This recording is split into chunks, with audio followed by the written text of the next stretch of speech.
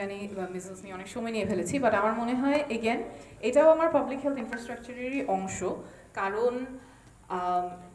স্বাস্থ্যের বিষয়ে যখন আমি তথ্য না দিতে পারছি, তখন অনেকগুলো অসুস্থতা যেটা আসলে ঠিক সময়ে চিকিৎসা পেলে আর প্রকট হতো না, সেটা অনেকখানি প্রকট হয়ে যায়। মাসিকের কথা যেটা বললেন, কিশোরীরা অনেক স্বাস্থ্য সমস্যার সম্মুখীন হয় কিন্তু জানে না যে এটা স্বাস্থ্য সমস্যা, এটা স্বাভাবিক না।